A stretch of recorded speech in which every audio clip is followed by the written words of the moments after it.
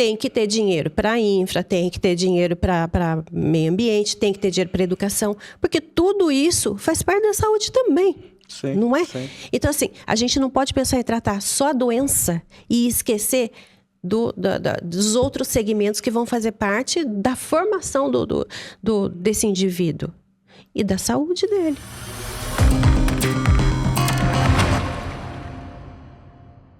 Vamos começar mais um bate-papo jurídico. Hoje eu estou aqui com a doutora Márcia Ferreira e o assunto do dia é o Sistema Único de Saúde, o SUS. Se é a sua primeira vez nesse canal, já se inscreve, deixa o seu like e compartilhe este vídeo para que ele alcance mais pessoas. Doutora Márcia, para quem não te conhece, se apresenta, por favor. Bom dia, Rafael. Bom dia. Meu nome é Márcia, eu sou advogada desde 1998, advogada civil, aqui de Jacareí. Sim. E trabalhei 20 anos na advocacia, depois trabalhei mais 8 anos na Secretaria de Saúde como assessora. Legal. Pegou o processo de papel, todas essas coisas, né? Peguei processo de papel. Ah, sim, peguei. Peguei as petições iniciais no Dino, impressão, ia no fórum, era muito bom, a gente encontrava todo mundo. Infelizmente isso não tem mais. Mas outras coisas melhoraram bastante também, né? Então, vamos lá. O que é o SUS, para quem está querendo entender e aprender um pouquinho mais sobre a matéria? Tá. Um breve histórico, Rafael. Vamos lá. O SUS ele é o resultado de uma história social do Brasil. Desde a época do descobrimento, que até a época em que a família real veio para o Brasil, a saúde no Brasil ela era feita por curandeiros. Sim. E por jesuítas, por padres jesuítas que cuidavam das pessoas. Na verdade, eles faziam o quê? Eles curavam a doença, tentavam Sim. curar a doença ou minimizar a dor. E isso aí se perpetuou durante muito tempo. E chegou um tempo em que, após a República, houve chama-se reforma sanitarista. Você pode ver na história que tem a revolta da vacina. Sim, né? Sim. Então, a revolta da vacina foi o início de uma outra mentalidade. Por quê? A vacina, ela tem o âmbito de prevenir as doenças, né? Certo. E, a partir daí, então, começou-se um novo movimento para o SUS. Então, veio INPS, o INAMPS, né? Sim. Eu nasci na época do INPS, você provavelmente no INAMPS. Também. E depois veio o SUDES. Né? Então, assim, foi tendo assim, um progresso com relação à mentalidade de saúde pública e sanitarismo. Sanitarismo era uma coisa, saúde era outra. Sim. Né? A partir daí, então, foi feita em 1986, foi feita a 8ª Conferência da Saúde, foi feita em Brasília. Ela foi presidida por médicos, políticos e profissionais da saúde da época, certo. Sanitaristas. E tem o maior expoente desse movimento foi o Sérgio Aroca, que foi um médico sanitarista e político que juntou o social à saúde. E a partir daí foi se desenvolvendo toda a ideia do SUS. Legal. E você falou da parte social, né? Aqui, até para definição, né? A saúde, ela faz parte de um eixo da Seguridade Social, né? Que é um conceito mais amplo, em que a gente tem 3 pernas, né? A saúde, a assistência e a previdência social, né? E a saúde, ela tem esse caráter de ser universal, de atender a todos, independente de quem é. Então, se for lá o presidente da República, ele vai ser atendido da mesma forma que o cidadão daqui será atendido no mesmo leito, da mesma forma, e assim por diante. Exatamente. Né? Diferente dos outros eixos, né? É verdade. A saúde, na verdade, hoje o SUS, ele tem como principal meta trazer uma justiça social, em que as pessoas com menos acesso tenham essa possibilidade de, querendo, tá certo? Não tem como impor nada, então, querendo, ele procurar ter uma harmonia na vida para que ele possa também se desenvolver. E como é que funciona lá a questão de definir prioridades, né? Porque assim, por mais que seja um sistema universal, que atende qualquer pessoa, né? Ela tem uma característica de atender algumas prioridades. Então, eu vou dar um exemplo assim. É a criança, é a mamãe, né? As pessoas com doenças graves. Como é que é feito, então, essa divisão de orçamento para atender quem mais precisa? Isso. O SUS, na verdade, ele tem algumas diretrizes, alguns princípios, e tem um princípio doutrinário muito importante, chama equidade. Então, o que é equidade? É você dar o direito à pessoa para que ela possa estar no mesmo nível que as outras. Sim. Nível, não acima nem abaixo. Ela tem que estar no mesmo nível que as outras. Então, se ela necessita de... Agora vamos dar um exemplo, né? Ela é um paciente acamado, ele não tem acesso aos serviços porque ele está em casa. Ele vai ter o serviço que vai até a casa dele para cuidar dele. Diferente de mim, eu não posso. Eu tenho condições totais de ir num posto de saúde. Sim. Eu não vou ter esse tipo de ajuda. É um auxílio. Não é nenhum prêmio, não é nenhuma, sabe? A pessoa precisa realmente, ela tem que ter... uma questão de solidariedade mesmo. E ainda falando sobre gestão, né? A gente sabe que a participação ela é das 3 esferas. Então, desde a União, os estados e os municípios, todo mundo participa ali em algum grau com a gestão, com o financiamento da saúde, enfim, de alguma forma, né? Como é que isso se dá na prática, Márcia? A gente fala de hierarquização como se fosse um mais importante que o outro. E, na verdade, não é. É um complementa o outro. Sim. Né? Então, o paciente ele entra na atenção básica, que ela é gerida 100% pelo município. Essa atenção básica, ele vai ser conhecido pelo sistema. Então, o sistema vai conhecer todas as patologias, todas as necessidades que ele tem. Né? Sim. E, inclusive, os medicamentos, inclusive os insumos que ele precisa. E, a partir daí, ele é acompanhado pela atenção básica. Então, ele tem que estar inserido na atenção básica para ele ser conhecido pelo sistema. Sim. Né? Aquela pessoa que nunca participa da atenção básica, quando chega... Ele pode utilizar o serviço a qualquer momento, sem problema. Mas quando ele chega, ele vai ser uma conta nova para o SUS. Então, o que acontece? Ele chega na atenção básica, ele é atendido, ele é conhecido. Certo. A partir daí, os problemas dele são contabilizados em todo o sistema, de forma geral. Então, se ele é um cardiopata... provavelmente, em alguma fase da vida dele, ele vai poder precisar de um atendimento especializado em cardiopatia. Certo. Ou precisar de um atendimento terciário, tá? Um atendimento terciário em cardiopatia. Porque ele pode precisar de uma cirurgia Sim. ou uma angina, alguma coisa assim, né? Então, ele não deixa, quando ele vai para o serviço seguinte, ele não deixa de fazer parte da atenção básica. Sim. E esse dinheiro, ele chega como, né? Porque no Brasil, ele tem uma lógica meio perversa, né? Que a maior parte do dinheiro está na União, enquanto as pessoas moram aqui nos municípios, é aqui que a coisa acontece, né? Como é que esse dinheiro, ele chega até aqui embaixo? Rafael, a gente é um número no SUS. Sim. Né? E os nossos problemas se tornam indicadores. Certo. São taxas que se tornam indicadores. Então, vamos dar um exemplo, Jacareí. Jacareí tem uma taxa de hipertensos. Sim. Vamos falar hipertensão, que é a mais comum que tem. Eu sou hipertenso, inclusive. Eu também.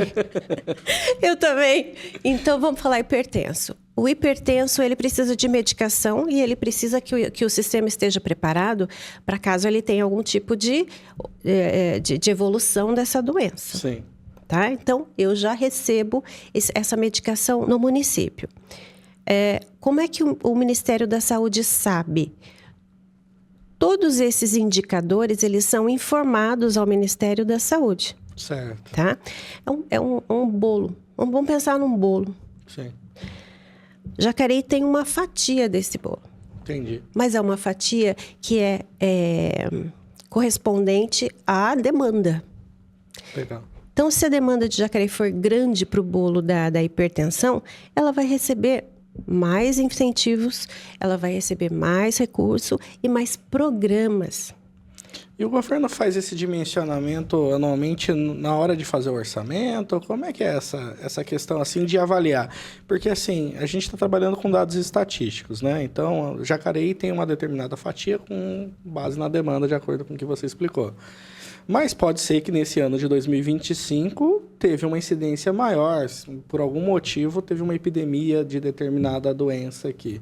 Como é que é feito isso? Então, para o ano que vem é aumentado já na confecção do orçamento ou isso é avaliado durante o ano? Esses recursos eles são estabelecidos na Lei de Diretrizes Orçamentárias e é no orçamento que são refeitas essas prioridades. Certo. E é encaminhado para cá. Só que assim, o dinheiro que vem do Ministério da Saúde, normalmente, tirando a atenção básica, que é a que recebe mais recursos. Sim. Por que atenção básica? Porque a saúde pública ela é baseada na atenção básica. Sim. Porque é lá que você tem que estar. Você não tem que estar na especializada. Você não tem que estar no atendimento terciário. E na básica está a prevenção também. Exatamente, é onde está.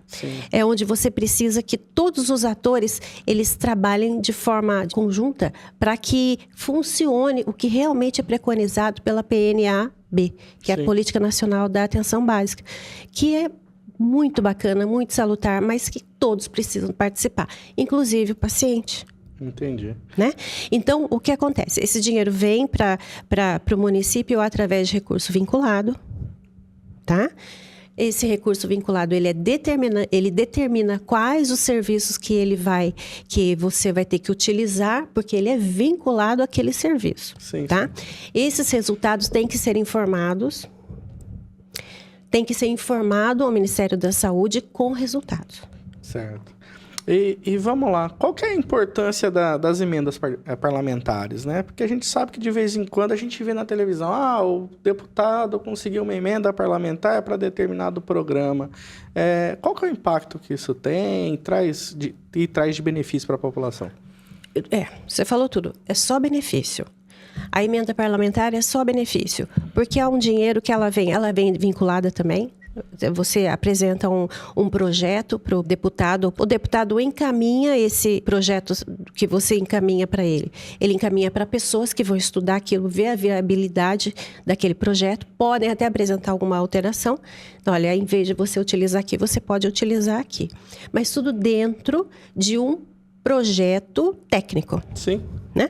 Aí vem esse dinheiro para cá e ele é utilizado, deve ser utilizado nesse projeto que já foi pré-encaminhado para eles.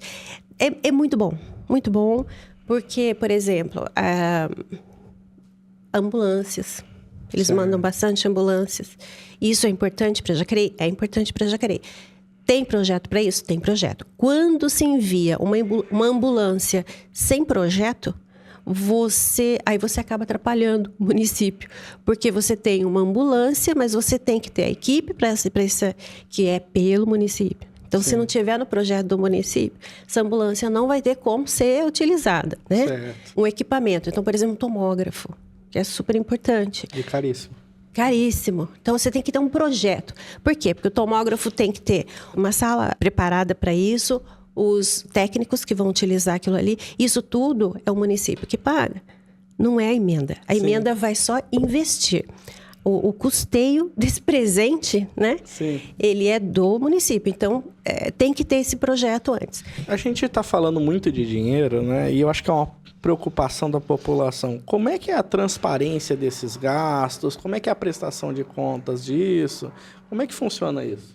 Nós temos o portal da transparência em Jacareí. Jacareí é uma das cidades que já recebeu prêmios de transparência.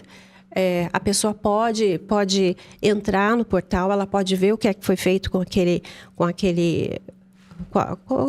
emenda, com os próprios recursos vinculados, e tem os recursos do município também, que estão ali esclarecidos, né? Jacareí, ela é bem transparente nesse sentido, sim, pelo menos na área da saúde. Aí a população consegue fiscalizar. Sim. Consegue. Que eu acho, isso é uma opinião pessoal, é que o site é um pouco complicado de você entrar. Então, as pessoas acabam se frustrando, achando que elas não têm transparência. Tem. Sim. Só que o acesso a ele talvez esteja ainda um pouco complicado.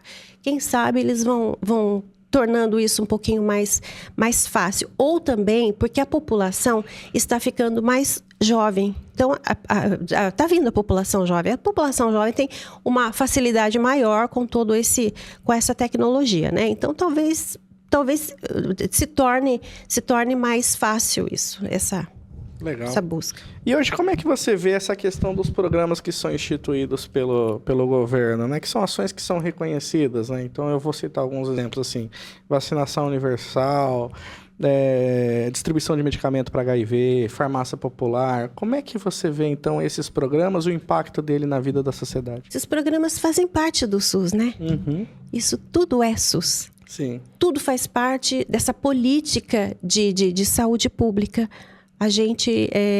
O acesso a esses serviços, a esses programas, normalmente eles são preventivos.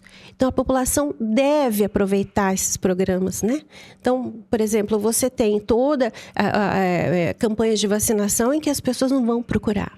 Sim. Quando elas vão procurar, elas já estão doentes. Aí elas já pulam da atenção básica, que poderia estar acompanhando a vida dela, e vai lá já para a internação. Não é? Certo. Que já é média complexidade. Às vezes ela precisa de uma cirurgia, de uma intervenção, ela precisa de um procedimento que talvez seria evitado se ela tivesse se aproveitado dos benefícios da atenção básica. E então isso eu acho que acaba atrapalhando um pouquinho. Isso tudo que você está falando, isso aí já vem acontecendo há muito tempo. Às vezes a gente já participa disso sem perceber. Sim. Né? Então, já é natural da gente participar desse tipo de programa com relação à prevenção. Eu lembro que quando eu era moleque, eles iam vacinar nas escolas, né? Eu tomei várias vacinas na escola, desde pequenininha até adolescente. E não tinha escolha, né? Não, era sem choro. Não tinha escolha. Tinha choro, mas não tinha escolha. Mas assim, essa história de você dar essa oportunidade para a pessoa negar se tomar vacina, faz parte da evolução do ser humano. Ela realmente deve ter esse direito. Mas ela tem que ter noção de que se ela depende daquele serviço, daquela política pública, acaba que sendo meio... como é que eu digo para você? Não tem muita escolha. Sim. Não é? Então, por exemplo, se eu trabalho, se eu não tomo a vacina, mas eu tenho todo um aparato particular de saúde, o problema é meu. Legal. E uma curiosidade que eu tenho, assim, qual que é a importância da Santa Casa, né? Que a gente sabe que ela não é do governo, mas ela é, de certa forma, financiada ali com recursos públicos, né? Normalmente, a Santa Casa dos municípios, elas pertencem a alguma entidade religiosa, alguma organização religiosa, né? Como é que você vê a importância da Santa Casa, não daqui de Jacareí, mas em linhas gerais, assim? As Santas Casas, elas muitas ainda atendem pela graça de Deus mesmo, Sim. sabe? Pela graça da Santa.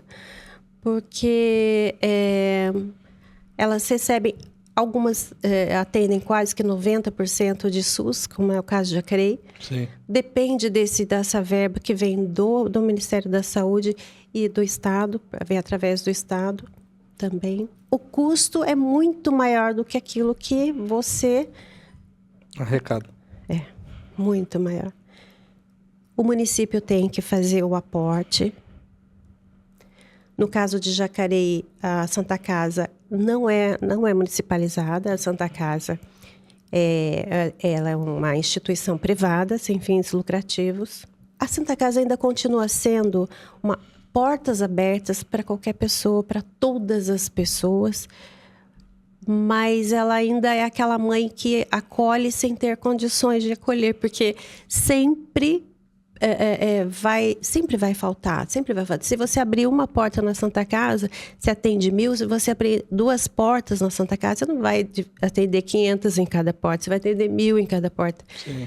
Então, aqui no caso de Jacareí, houve a intervenção, né? Essa intervenção, ela permitiu que o município tivesse mais liberdade, mais liberdade não, mais condições de participar da administração. Aí aumentou o financiamento, né? Acho que eles conseguiram colocar mais dinheiro ou não? Na Santa Casa? Sim. A Santa Casa vem... Na verdade, a gente teve... Eu não sei dizer isso para você, porque eu já estou lá, já não estou lá, né? Eu não sei o que houve nesses últimos tempos. Quando eu saí de lá, a Santa Casa estava começando a receber a tabela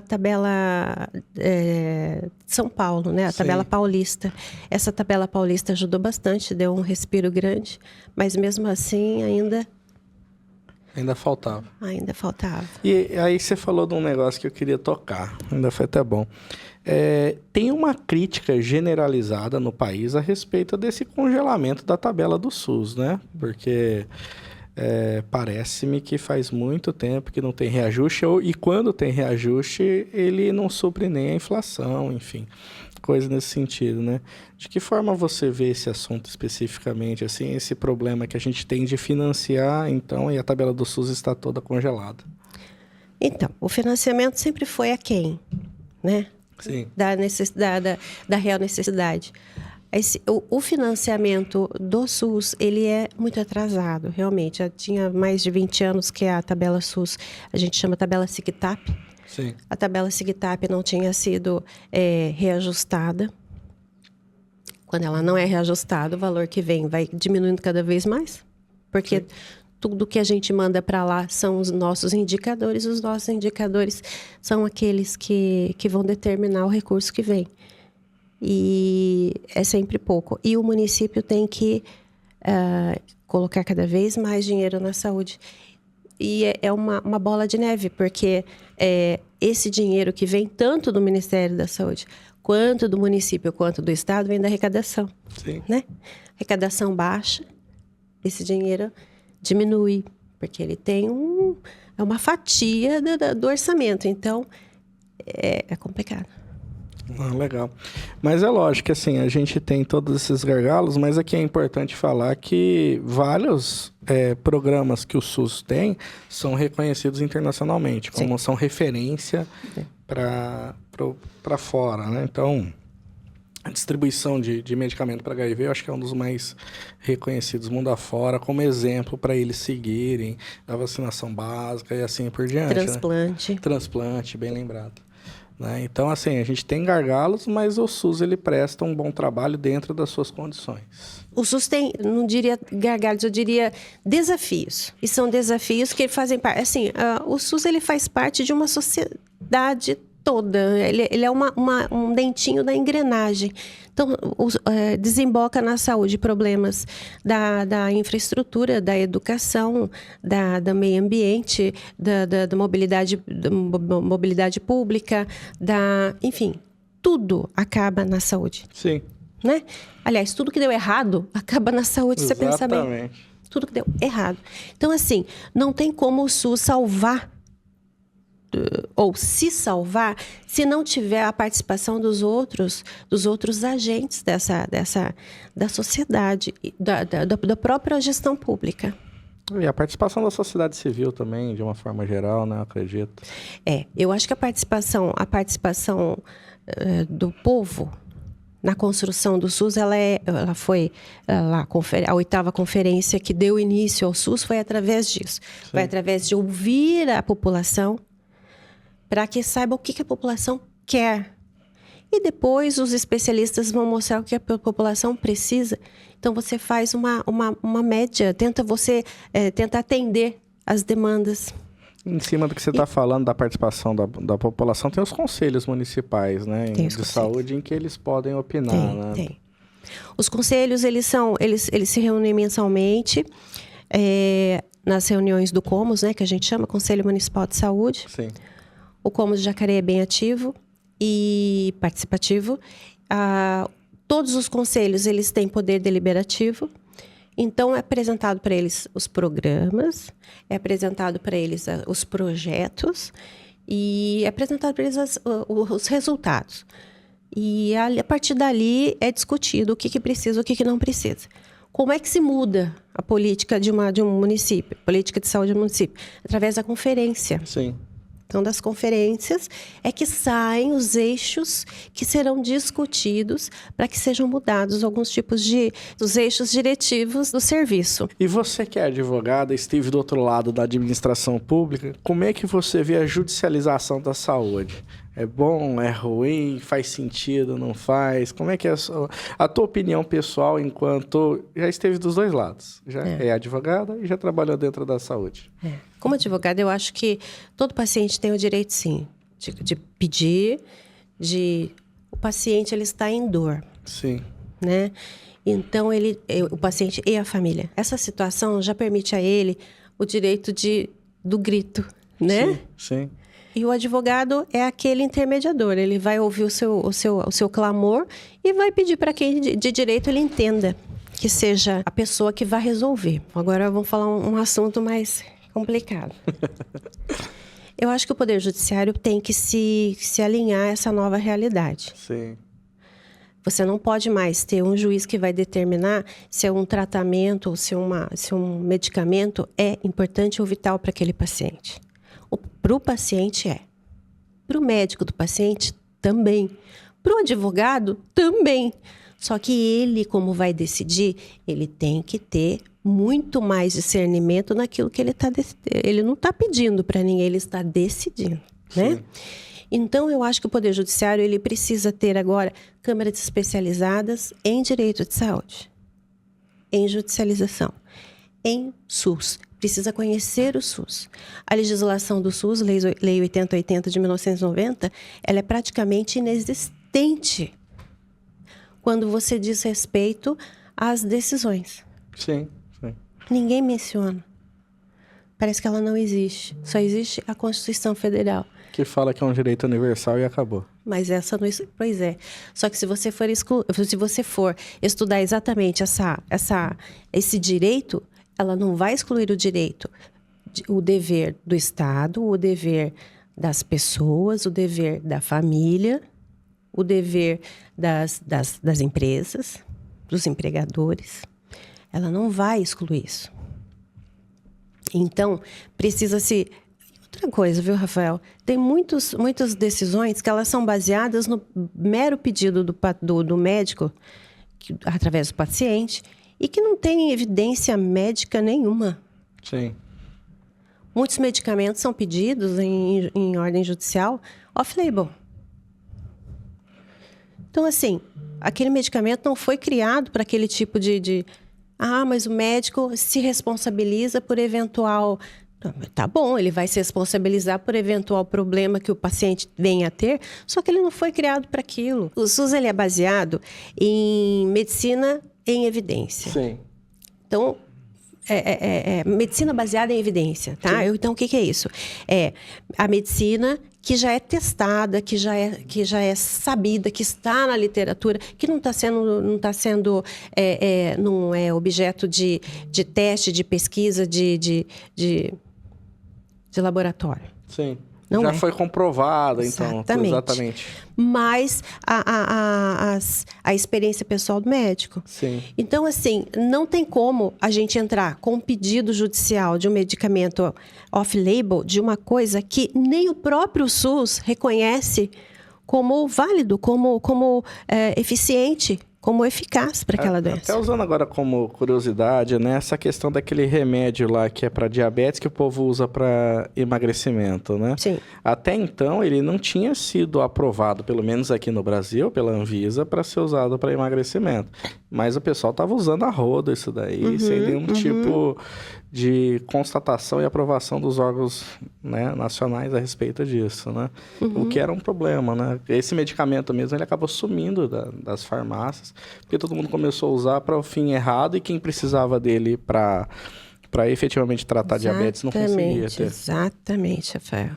E não tem só esse não, existe uma injeção intravítrea que ela é utilizada para um tipo de CID. Dentro do SUS, todos os medicamentos, todos os procedimentos são através de protocolo. Certo. Então, o que é protocolo? Protocolo é a operacionalização daquele CID.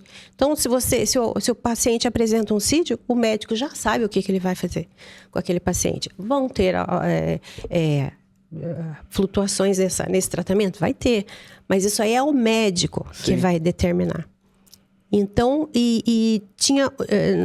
eu lembro que a gente teve bastante pedido de um medicamento para um CID, tá? Sim. Era uma injeção intravítrea para um CID e era utilizado para outro tipo de patologia. Certo. E o SUS, ele não vai sair não vai sair do protocolo. Ele faz parte desse protocolo. Então, a judicialização chegou a um ponto que ela começou a querer mudar o protocolo. Por quê? Porque de tanto for pedido que os médicos indicavam para um tipo de patologia e o SUS não fazia esse tipo de prescrição, forçava o SUS a... Porque assim, a judicialização, se pensar, ela não sai do SUS, tá? Sim. Judicialização... Toda a despesa de judicialização sai do município. Ah, mas do município. Você vai entrar contra o Estado.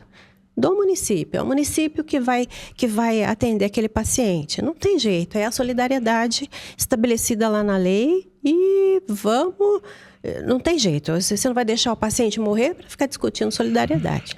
O que eu vejo, assim, dessa questão é que, às vezes, tem um pouquinho de excesso que, basicamente, o juiz está fazendo administração pública, né? Ele está direcionando o dinheiro para uma determinada demanda que não é a prioritária do município. Aquele dinheiro deveria ser indicado para outra coisa, mas por conta dessa ação judicial acaba sendo alocado emergencialmente para aquilo. Né? É interferência, né? Sim. Entre os poderes. Tá demais, né?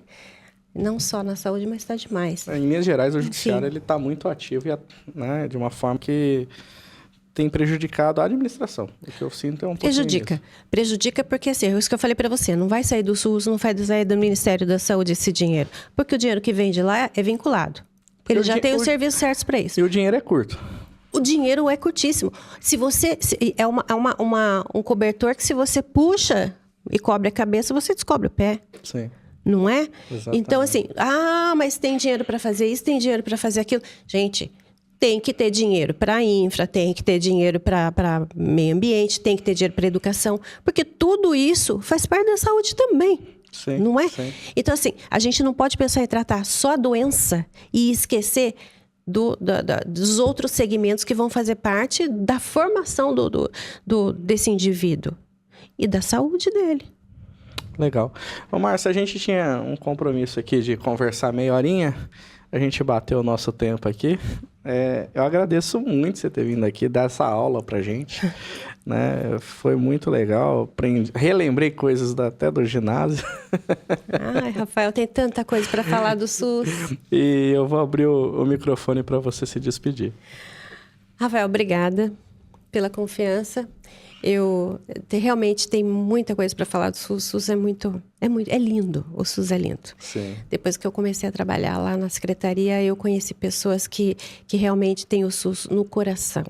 Não é só como um trabalho, não.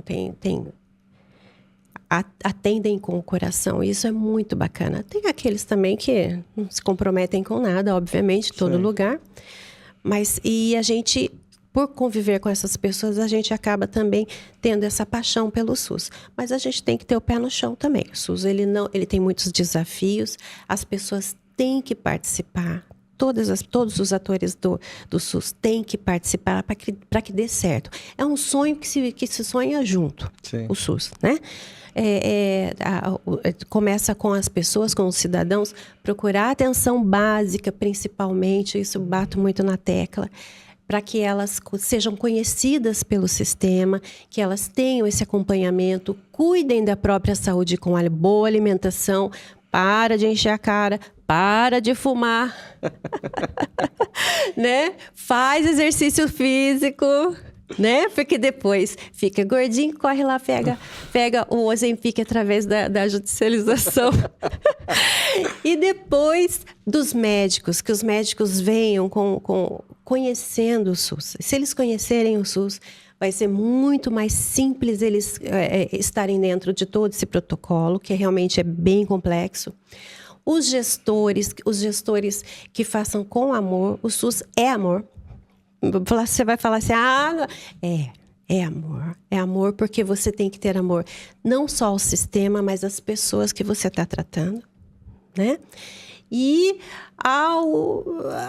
sabe, assim, ao geral, a sociedade em geral, tratar o SUS com carinho, com respeito e saber que é uma política pública coletiva. Todos estão ali, todos são iguais e todos merecem respeito. Você quer o seu respeito, o seu colega, o seu amigo, a pessoa que você nem conhece do seu lado também está sofrendo, né? Legal. Então é isso, por hoje é só. Siga as nossas redes sociais, se inscreve neste canal e até o próximo episódio.